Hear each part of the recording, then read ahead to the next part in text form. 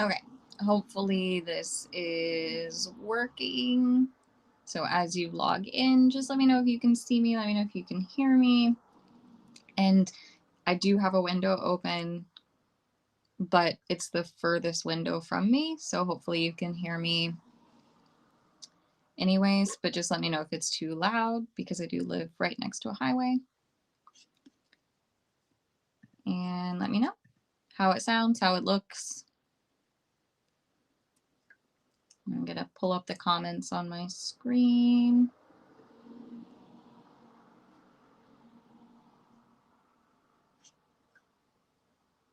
All right, so a few people logging in. So whenever, and I know there's a little bit of a delay. So just whenever you do hear something or see something, let me know. All right. Thanks, Doug. I'm getting thumbprints. Sounds good from YouTube. Sounds good from Facebook. That is what I like to hear. Awesome. So that means, oh, good. It means everything is working on the first go. This is unheard of. Okay. So that means I can get rid of this. I don't have to swap. Excellent. Okay. What are we doing? All right. We are talking about, you've got a fast dog, or your dog's just faster than you are, which is kind of what we want, right? Fast is relative. And so we all kind of have our own, I don't know, definition of what's a really fast dog, because really fast is relative to your own speed, right? Not just, I'm not talking about really fast when stacked up against other really fast dogs and how fast your dog is compared to other dogs. I'm talking about how fast your dog is compared to you. That's the challenge I want to talk about today. And like I said, the fun part about this is the same things that I would do to help train a human at getting better handling their super fast dog, I would use to train the less speedy dogs to go faster. Okay. So bear with me. So it really doesn't matter why you're here. If you have a dog that you want to increase the speed, or if you have a dog that is way faster than you are, you're in the right place. It's a fact that the more speed that you have, the more of a challenge it's going to be on time. Because the faster the dog is going, the faster they want the information, the sooner they want the information. All dogs want the information at the same time, but the faster the dog is going, the faster that moment comes up in the timing loop, in the connection loop. So I've talked about those concepts at some point in these lives. I promise. I'm not totally sure which ones or how to search for said things, but I talk about connection loop and timing loop a lot. I think I did one specifically on timing of cues, or maybe it was on jumping. But if you search the group, I did like a whole thing on a whiteboard, and it was, you know, my masterpiece. It's fantastic that you mentioned that your dog moves faster than your brain, because that's one of the key things we need to be working on doing, is anticipating our dogs. Okay. I want to anticipate my dog's movements so that I can be prepared for them, so that I can rehearse what my dog will need from me. Okay. We've talked about planning runs. on one of these chats before. So the whiteboard masterpieces are, wow, they're special. I don't draw. I do hand letter, sort of. It's not like brilliant, but that was one of my pandemic things, was hand lettering. So maybe my obstacle drawing might improve. Probably not. So we want to be able to anticipate our movements. And that's why I bring up the timing loop and the connection loop. And all of the things that I talk about all of the time about how we need our dogs to have the skills of commitment and keeping commitment, that all applies here. Like, I know I think every week, all of the talks, all of the things that I want to talk about always apply. And that's the complex part of agility, is that there are a lot of pieces here. So don't take this one talk as these are the only things you need to do, because you also have to make sure that you have all those other pieces in play, right? That the dog knows how to commit, knows how to keep commitment, because and knows how to follow the handling. If you have those three things, then you can make sure that your timing loop and your connection loop is spot on, because those things are critical, okay? But they're not the focus of tonight's conversation. The first tip for how to keep up with your super fast dog, remember, speed is relative to your own speed. And it's also what I would do for speeding up slower dogs, is to stop trying to outrun them. Stop trying. Stop trying to run faster than they are running. Stop trying to race them somewhere. Accept that you are not faster than they are. And it's okay, because no one's timing you. They're timing the dog. You don't have to be fast. You just have to be timely with your information. So that is step one. Stop trying to outrun them. And so what I mean by that is embrace walking. Try agility at a walk. Try running your next sequence, working through your next sequence without running. What does your handling look like when you're not trying to chase them down? When you're not rushing from point A to point B? And then on the flip side of that, the less speedy dogs, what does your handling look like for them when they have to go to the obstacles on their own? What does it look like when you're not trying to encourage them to go faster with your own speed? Okay, so we're going to play around with that. So practicing sprints can come off the list. We're going to talk about if you want to go faster. We're going to talk about that later, but I don't think that's where you should start. I think you should start with accepting that your dog is wicked fast, or that you would like your dog to be wicked fast. And they need to learn how to, whether it's because they're super fast or not as super fast, they need to learn how to move through the course kind of on their own, with their own bodies, and in a way that they feel comfortable going. So then when you take the pressure off of yourself of having to be everywhere, you'll actually find that your timing improves a ton, because now you're not rushing. Is the number one thing that I see when we are panicked and rushing is that we drop connection with the dog.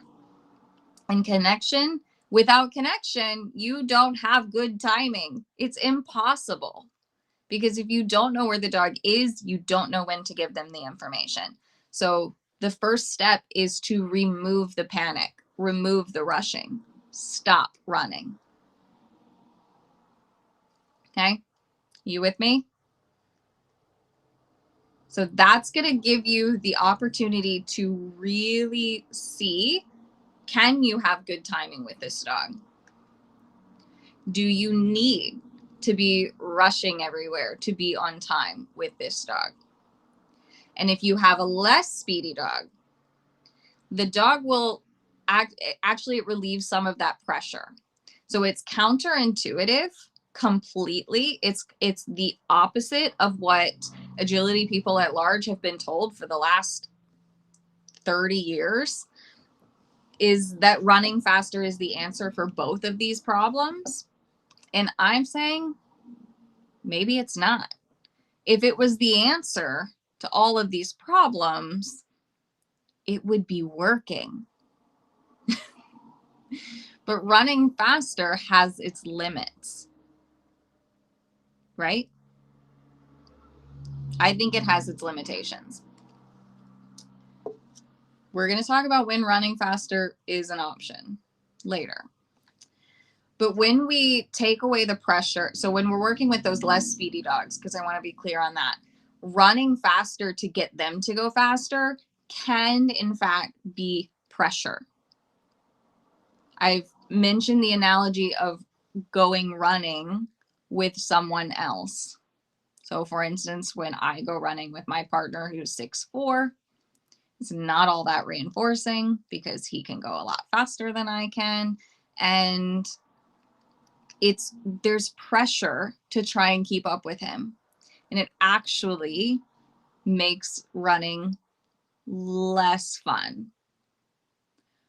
But if you were just walking behind me, I could run freely. I could run at my own pace, and I would actually probably run faster for longer. Turns out we have a system. It's fine. He can pace me. That also works. But do you get what I'm saying? So removing the running when you have a super fast dog takes the pressure off of you. And when you have a not so fast dog, it takes the pressure off of them.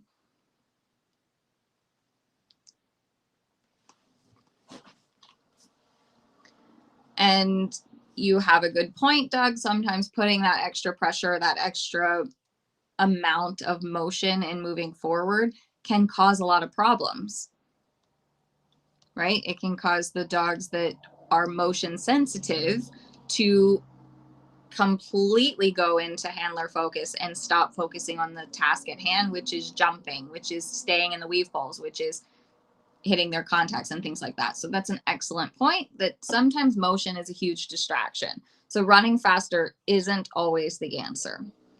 And it's certainly not a helpful solution, is it? I'm going to passion talk a little bit here, in that if that is the solution you are being given, I need you to push back on that, because it's not a solution. It's an option. It doesn't solve the problem. I think running faster deals with the current symptoms in that moment, but it doesn't solve the problem. So I'm sure more passion will fly out of my mouth as I continue.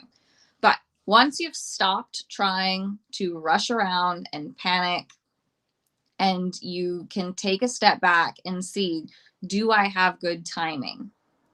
Now we're going to focus on the skills that you need to be able to get to the positions that you want to be in. So I want you to put your effort into training independent obstacle performances, so that when you send your dog to the weave poles, you don't have to stay with the dog in the weaves, that you can just move to the next position on course where you are needed. When you put the dog on the dog walk, you can go where you are needed. When you send the dog to the tunnel, you don't have to take the dog to the tunnel. So building independent obstacle performances is going to give you the time that you are looking for on course. And your training time is much better spent on those obstacle skills than just trying to run the sequence faster and faster and faster, right? So training your obstacle skills, that's a solution to that whole problem. Running faster only treats the symptoms in the moment.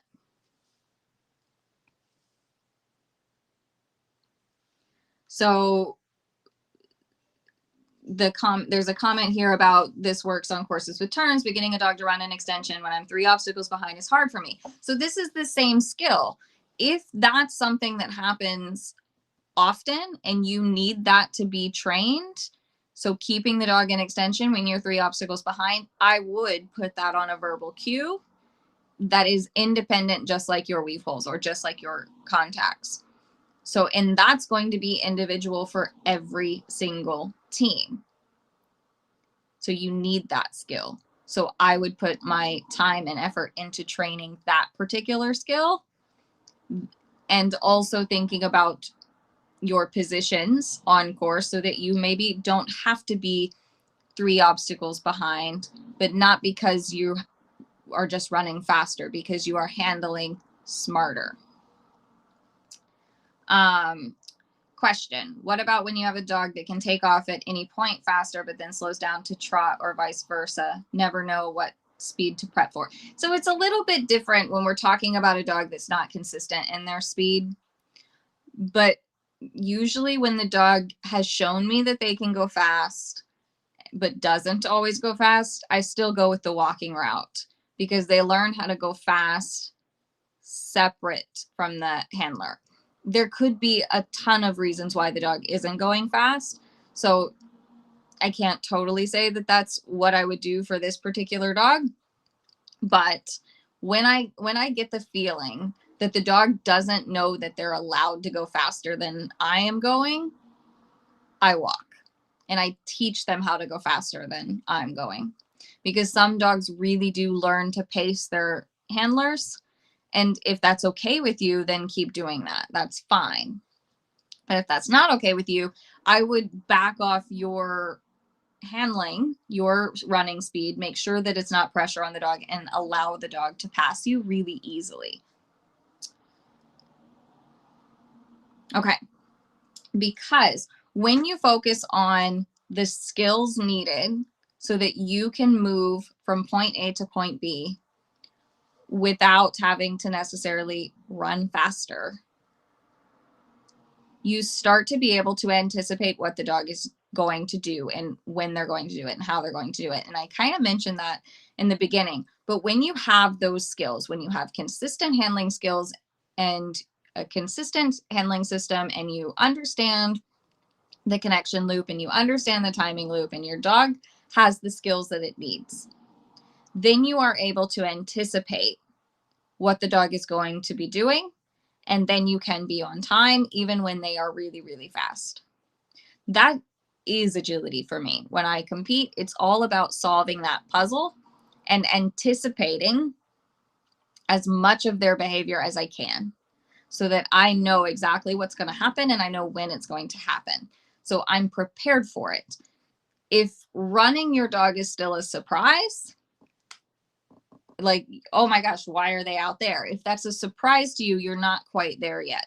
And sometimes, again, taking away your speed gives you that ability to observe from a different perspective, gives you that ability to really see, oh, my dog lands there, and then he's looking at that obstacle, and then he's going in that direction. So also having a keen understanding of your dog's reality lines helps you predict. And when you can predict, you can anticipate, and your timing is better. But if you're reacting to everything in the moment, you won't be fast enough. So we do have to make sure those pieces are intact. Okay, I like to this is a very common phrase that we hear all the time: trust your dog, trust your training, blah blah blah. Knowing is better than trusting. It's greater than trusting. Knowing is greater than trusting. And I wrote it down on my notes to make sure I said this tonight. But it feels different to me. It might be the exact same, knowing or trusting, in your head. But to me, it's like a fact. It's not faith that oh, yep, I believe in my dog. It's not that to me. It's, I know my dog will take off here. I know my dog will land here. I know my dog will take those weave poles and be fine. Because when I know it, I can rely on it and I can commit to it more easily. So maybe that's a little bit of a mindset shift that you can explore. Maybe it's helpful, maybe it's not, to reframe it that way. But knowing is greater than trusting, in my opinion. So when you're planning your course strategies, you should be predicting where your dog is at every single moment. And then when you run that plan, you're committed to that plan. If something goes wrong, you're legitimately surprised that it went wrong. And then you can explore why your prediction was off.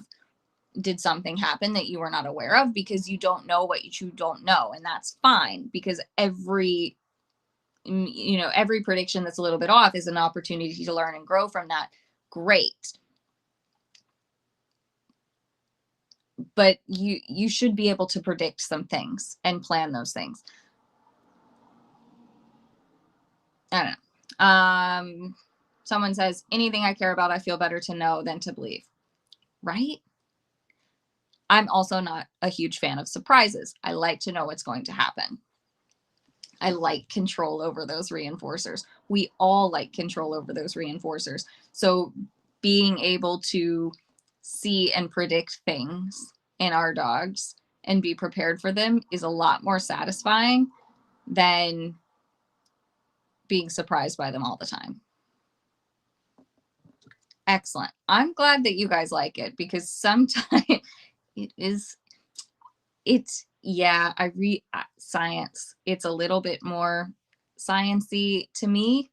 Of course, it's sort of like this dance, and of course there is some nuances for each team, so it makes it kind of artsy. Each individual team can put their own flair on things, but really when we break it all down, it's just science. It's fact. They're going to do this, I'm going to do that. They're going to do A, I'm going to add B to that. We're going to create C, and it's going to be beautiful. Can it be because you're not communicating with your dog? Can you elaborate on that? Which piece? I've said a lot of things, so I'm not totally sure what you're referring to there. So just clarify that for me. So anticipate the dog. So we're going to take away your motion. Stop trying to outrun them. Stop running around panicking and not getting to where you need to be anyways, especially if the panic isn't helping you, right? I'm a little bit all over the place. When you're late, I don't know. I'm still not sure. So you're going to stop trying to outrun them. You're going to remove the panic. You're going to get really good at predicting their patterns, their lines, their jumping trajectories, things like that. Okay, yes. If you're giving the information late, yeah, I would say your connection loop is off, and that so when the connection loop is off, yeah, the communication is low. It's like when the connection loop is off, it's like only hearing every third word when you're on the phone with someone. We've had this problem in these lives. If you're not hearing what I'm saying, then you're not getting the information that you need to be able to respond to me appropriately. So then it's all a surprise, kind of like what just happened there, because I wasn't totally sure what you were referring to. Let's talk a little bit about, do you want to run faster? Because not everyone does, but some people do, and that's okay. All of these things that I've talked about so far still apply, and we still need those skills. And yeah, it's okay if you want to run faster, but do it to support the things that I've just talked about. Don't try to run faster to solve the problem, because I don't think that's the solution. because I am a recovering run up to every obstacle, touch every obstacle, get close to every obstacle. And I had dogs that didn't get frustrated with that. They were fine waiting for me. So I was still able to produce a lot of clear rounds, and I wasn't slow, so my dogs weren't slow. So it looked great. But then I couldn't level up. So then when I, went to a bigger event and I was getting creamed by, 2 or 3 seconds by the faster teams, but the humans weren't faster than I am, but they were stopping the clock before I was, is when that shift has to go, I'm not doing I'm not handling in a way that gets the most out of my dogs. So running faster doesn't always solve the problem you're looking for. I'm going to grab this comment and then we're going to keep talking about it. I always felt like I just didn't do a good job planning exactly how fast Sear was. I'd go for a front cross and he'd be too fast and I'd be in the wrong place, or I'd plan a rear when I could have been there for a front. So you needed more time to gather information. You needed to gather more information because that does happen.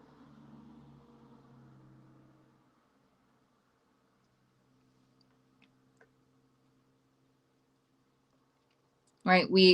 In the beginning, we don't know for sure. So it's kind of like trial and error. We have to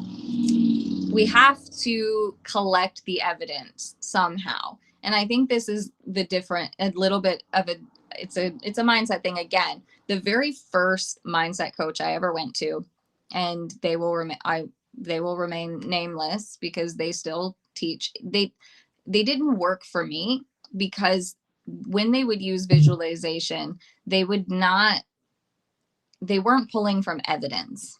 They would emphasize just visualize how you want it to happen. Visualize how you want it to happen.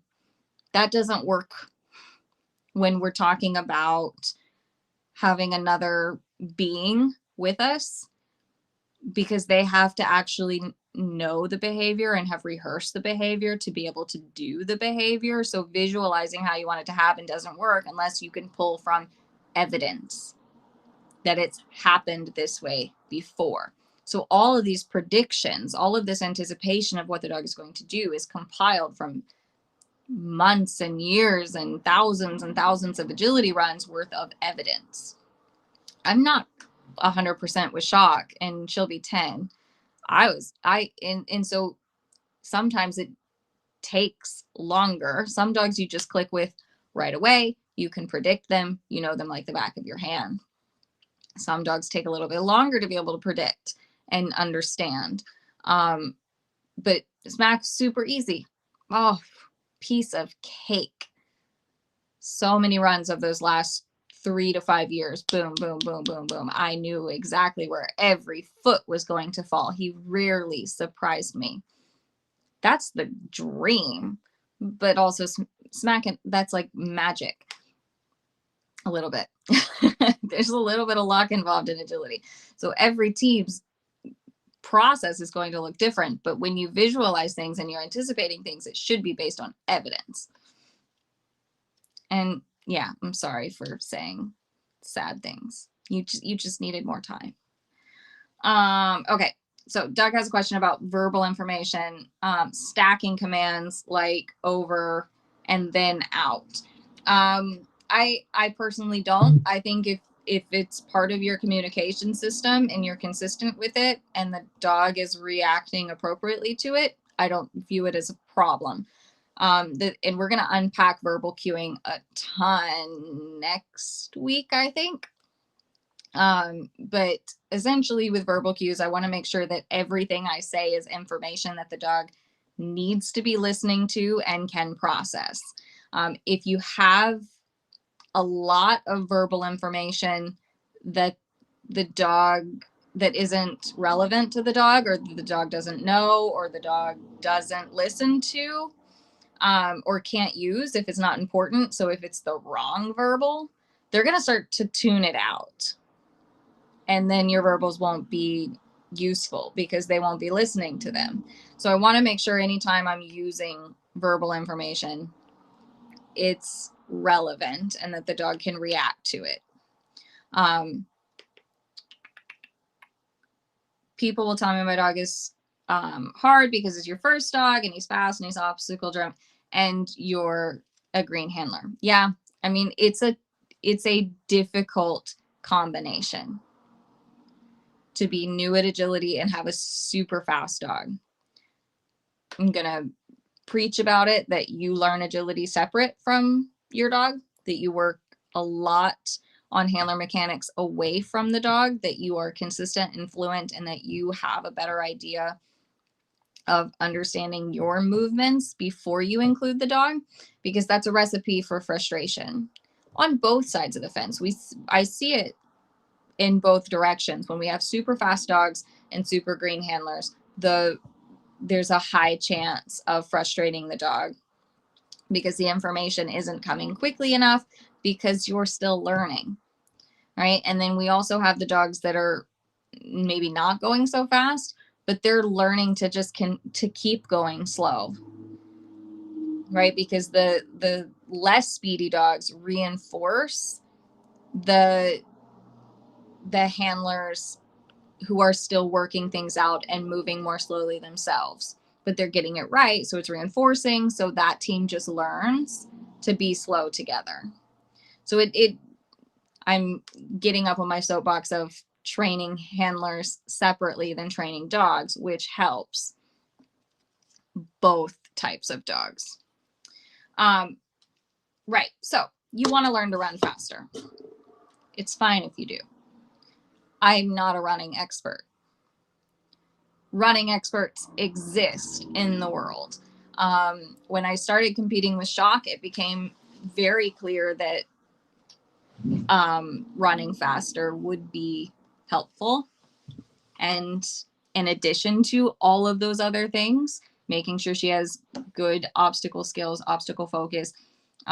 She does have independent obstacle skills, so that helps. But then also being able to run faster means that I can get places sooner. And it means that if I'm faced with obstacles, straight lines, I can attempt to be not within 9 feet of her instead of 15 feet behind her, right? So running faster can be advantageous. Absolutely. It does not replace everything that I've already said. It shouldn't replace everything that I've already said. Running faster should be like the bonus. It should be like the icing or the sprinkles or whatever. Maybe the cake is bonus for you. I don't know. Maybe you're just there for the icing. You get the analogy. You can get a running coach. I got one. I learned how to run. Turns out I didn't know how to run. So that helped tremendously. Learning the individual mechanics of running. You can get and I wouldn't necessarily get a strength coach because you might be more stable, but stability doesn't necessarily make you faster. But if you're not fast because your balance is not that great, then maybe strength and stability is what you want to look into. There's also, obviously, I teach a handler mechanics class. It has nothing to do with fitness. It has nothing to do with strength training or balance training or anything like that. I don't think it can. I think it can help improve your speed to be fluent in these behaviors, because when you're thinking about how to do a front cross, you're automatically slower. When you're thinking about how to do a backside send, you're automatically slower. So yes, obviously improving your handler mechanics and getting really fluent in all of those handler movements throughout the course is going to improve your speed, I think. By how much? I have no idea. But it's certainly going to improve your communication. And if your communication improves, well, then your timing is probably going to improve. And right. There are sport-specific conditioning programs out there for dog sport handlers. We posted about one in the group. My friend Stacy Weeks, who runs Control Precision Flow. It's sport specific. She happens to have a background in all the things, right? Like lifting and dancing and Pilates. Like she has enough knowledge that can pull those things together for you. And maybe that's the path you want to take. But that's what I have. Those are my thoughts on this. And it's very loud. I don't know how I live here. I'm very noise sensitive. That's what I have. You can learn to run faster, but it should be a bonus. It should enhance your experience on the agility course, not be the solve to all your problems, I think. I feel kind of strongly about that because it will move the goalpost on you. You'll be like, all right, I'm going to run faster. Well, guess what? When you run faster, your dog is going to run faster, and then you're going to be in the same problem all over again. So running faster, I feel like has this like perfectionism goalpost attached to it, and it will just move the goalpost on you, and you won't be fast enough. And, you'll get faster and your dog will be like, oh, all right, they're faster now. Excellent. And then they're going to get faster. And now we're back at the same.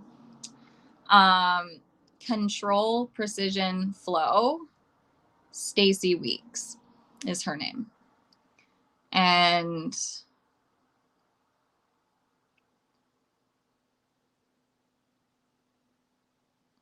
that's kind of where I would go, probably. Like I said, running coaches, it was great for me. Running coach was great. Strength training is great for me, but that's about my life, mostly. It's definitely bleeding over, but let's be real. Agility handlers don't have to be Olympic athletes, and we don't have to be track stars. We don't. So if that's not how your version of agility looks, it's okay. Certainly okay with me. We have all these other ways to still be on time and still get to where we need to be.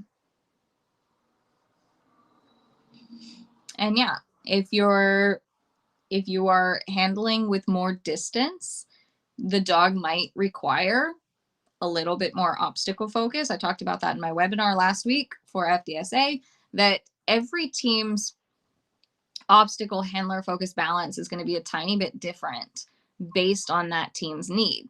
If you can be ahead of your dog and really, really fast and moving kind of to every single obstacle that you need your dog to take, and your dog never has to go do anything on their own, you don't have to build up the same amount of obstacle focus or obstacle independence as someone who's handling with more distance.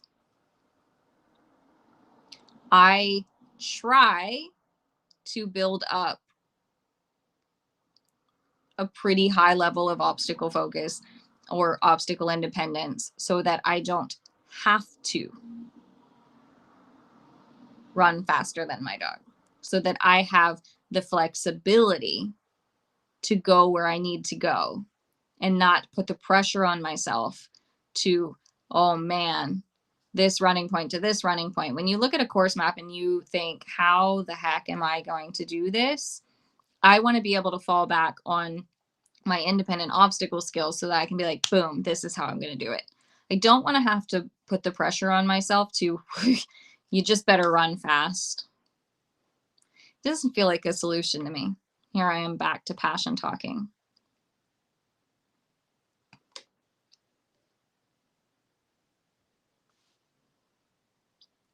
Does this make sense? Do we have questions?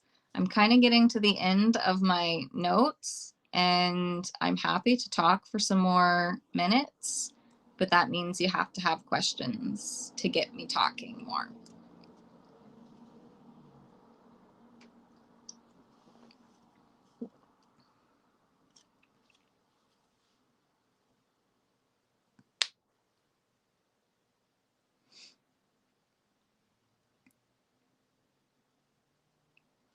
I'll give you guys a minute. But we can recap quickly. If you're running around, panicked, rushing, thinking you have to be everywhere and run faster than your dog, stop that. Make sure that you have really clear handling cues. Your connection loop is intact, your timing loop, you understand. And then take a step back. You're going to walk sequences and start to observe where the weaknesses are in your dog's skills. Because what you lack in speed can be gained through dog skills. 100%.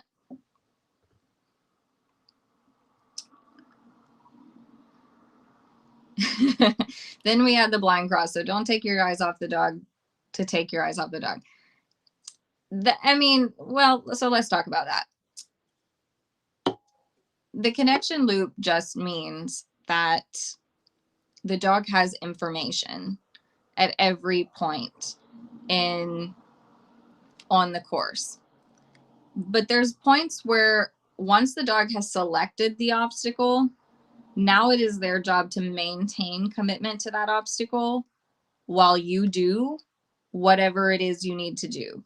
And that includes techniques that break the connection, like head turns, like blind crosses. But if you are doing that in the time where your dog is intelligently ignoring you because they are engaged in something else, that's the moment to do it. If you are doing it constantly where they can't get the information, then there's a problem. Or if you're doing it, eventually they'll just ignore what your head is doing at all, and then you have a really big problem. Yeah, the walking thing, I might have posted these videos in the group a while back when we talked about distance handling on one of these chats. So search the group for walking agility, and I will add them to the Patreon page for sure. But basically when I'm walking a course and I intend to run, I plan my handling strategies and where I'm going to be based on my speed when I'm running. When I then back off and try walking agility, I plan my handling strategy based on my dog running full speed and me walking. And so then that means I can't get as close to all of the obstacles.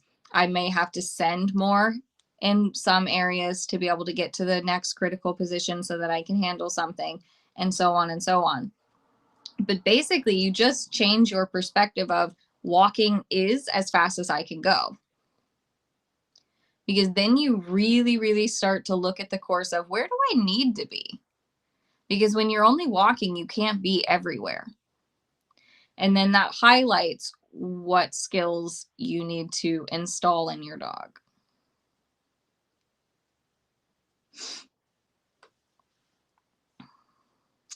If my dog can be super fast chasing a squirrel, does that mean he can do that in agility? So it means he possesses the mechanical skill to go fast.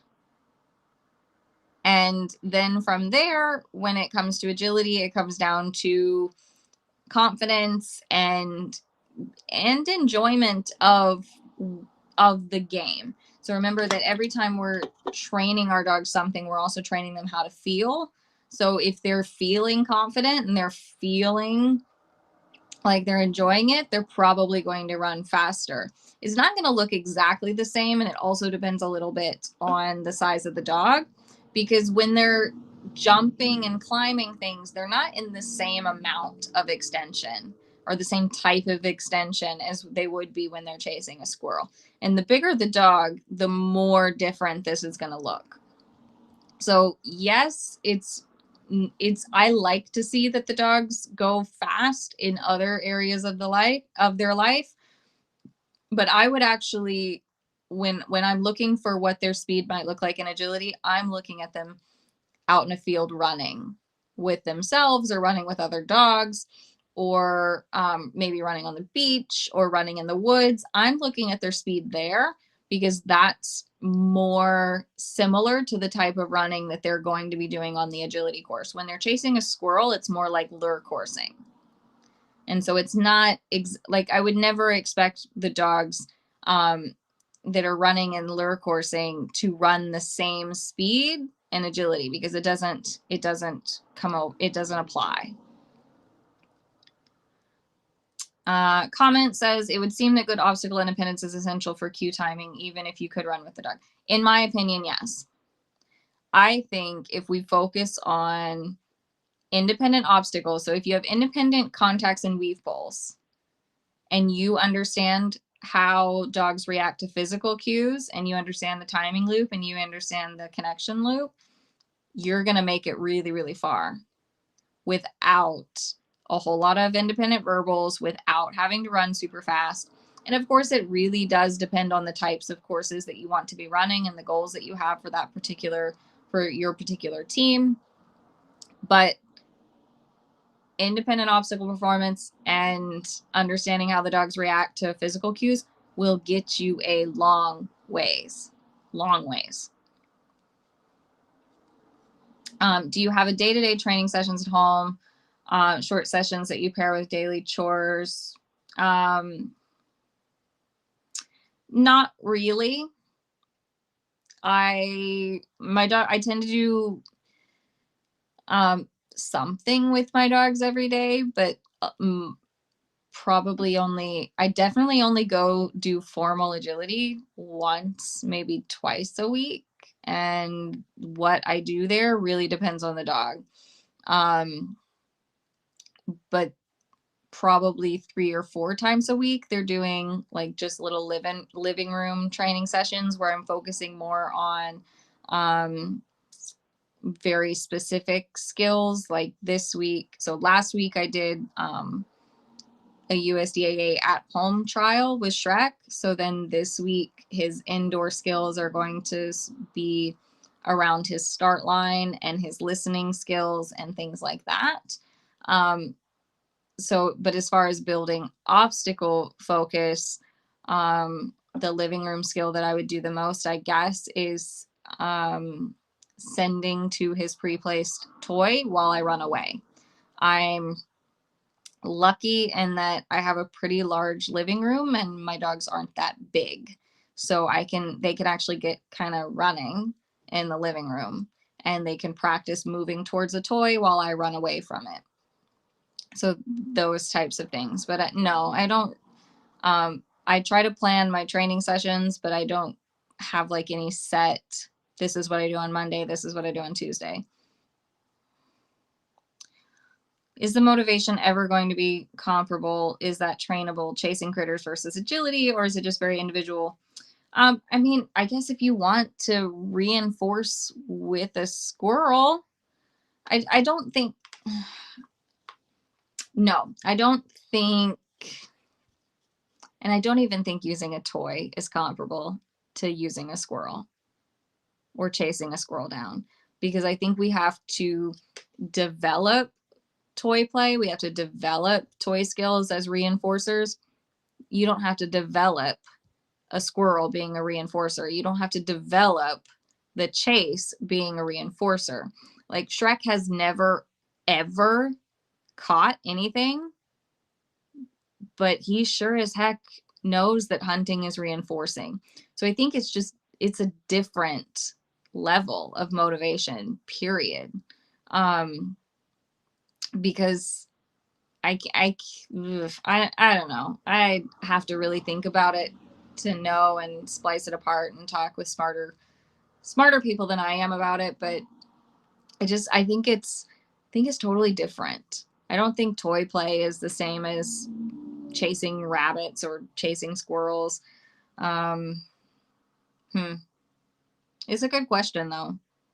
So I'll think about it some more. But is it comparable? Is it trainable? Maybe we can try and plug into that, right?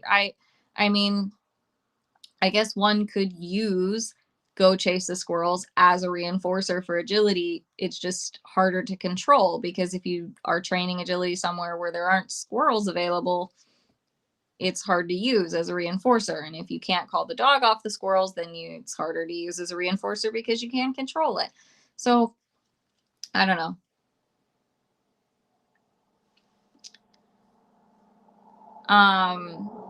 Well, Celine, I suspect it's because Shrek is not, he's like mostly, he's not a real terrier. I don't know his deal. He got some very, very strong terrier genes and some that need some work. But he's almost like never. I think he's caught things in the field, but he's never caught things like he's caught like a shrew or something, but he's never caught anything really fast. Another advantage is identifying those critical points as you clearly cover in your handling class. Very useful for getting. Yeah, you totally, you have the walking. I assume that's what you mean. The kind of removing the running from it.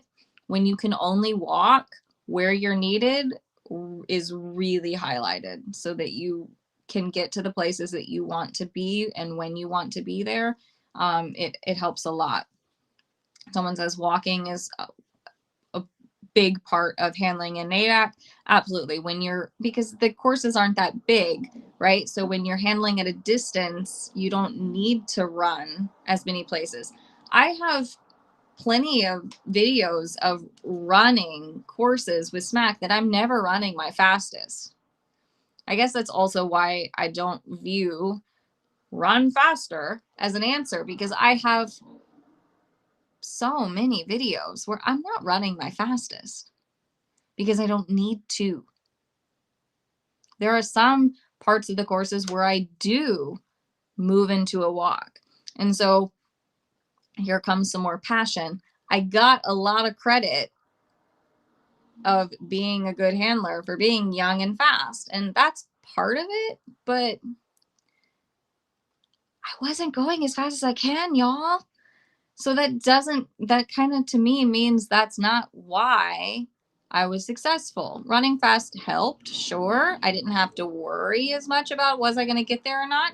I agree. It's a privilege that I am fast and agile and can be where I need to be, but so many runs, I am not running to my fastest potential. The courses aren't big enough.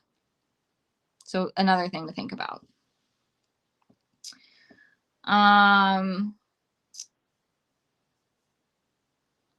New classification for combination lure coursing, agility courses. Now, so I think if the courses were to get bigger, where the dogs could truly be an extension, especially the big dogs, where the dogs could really just stretch out in the way that we're seeing. But really, go watch videos of lure coursing and then watch videos of agility. And the dogs are not running in the same way. It's different. It's a different style. And part of that is because there's not enough space in between the obstacles for the dogs to really get into that. Some of the small dogs, you can see it sometimes, but I still think it's because the speed is sometimes so dependent on the handler's ability to give them information. That's also a thing. If the dog is waiting to get the next piece of information from you, they're very rarely powerhousing forward. They're looking up at you like, hello, next piece of information, please. And then they'll swap. But they're swapping so much in and out that they usually develop like this halfway, not as fast as they can go, but maybe not slowing down, maybe not a trot, but maybe not a full gallop. They find this in between that's easy to move in and out of if there's breaks in the information. Does that make sense?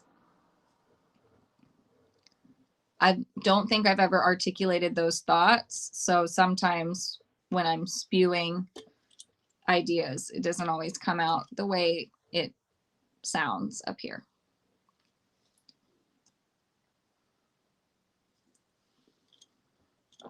I'm so glad I brought a second one.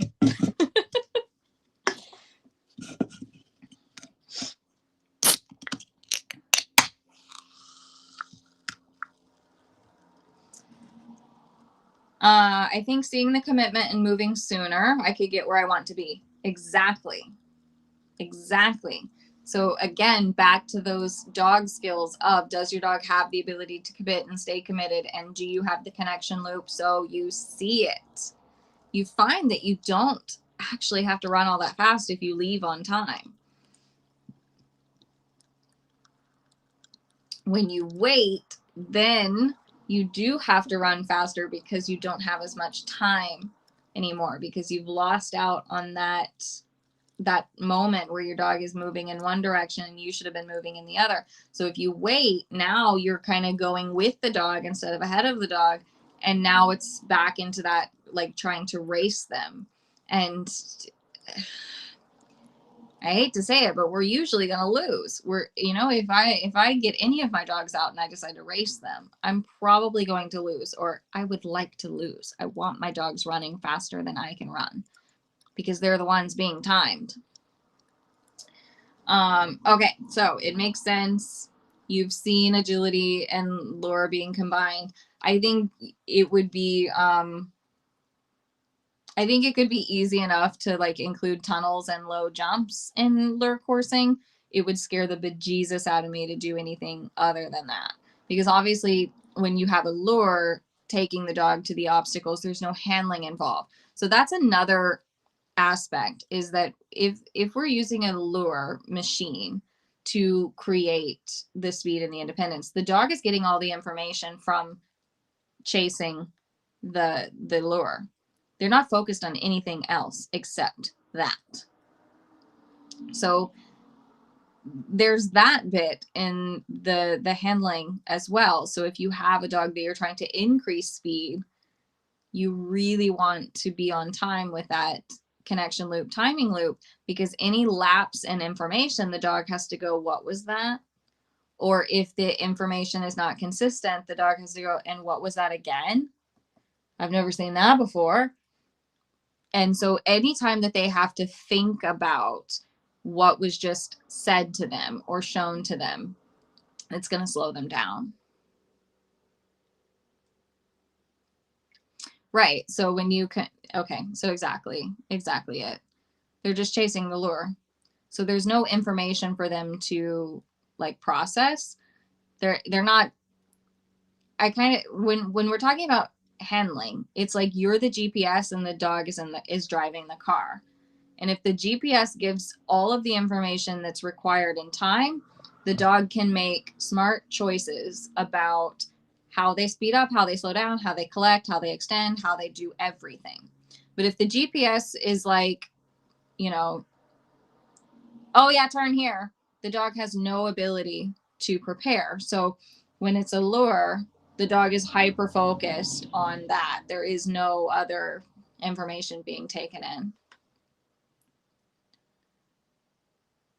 So I just don't think, so doing a lure coursing agility combination might kind of teach the dog that the sight of agility obstacles is really exciting, but could also just teach the dog to look for the little white bunny on the course instead of my handling. So I don't know how I feel about it. Once a year, I'm sure it's fine. All the time, I'm not sure I would like it.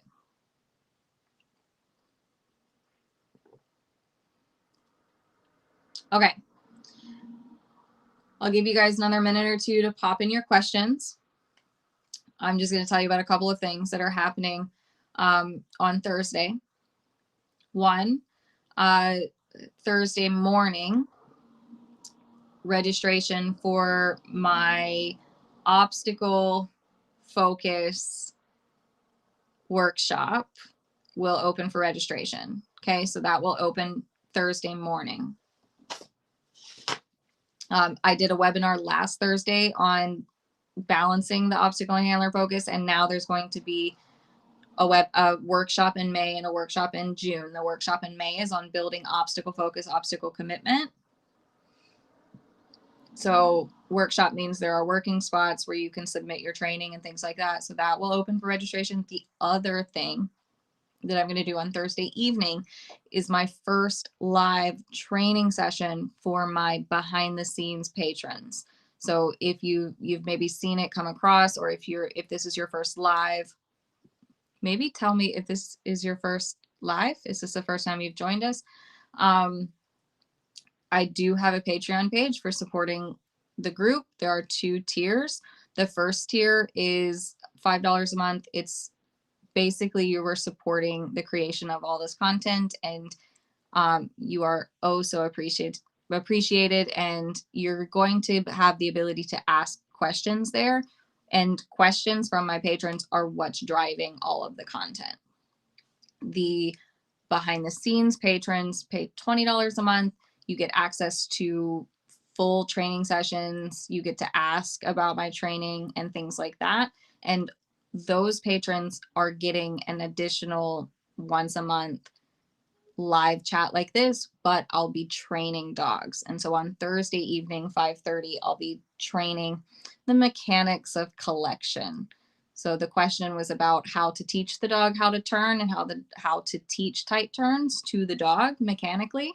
So I've got a couple of terriers to train collection to. So I'm going to do that on Thursday. So if you are interested in becoming a patron, it is patreon.com/synergydogs. Okay. Yes, you did open a can of squirrels, but I liked it. I liked it a lot. Awesome. So I think that about wraps it up.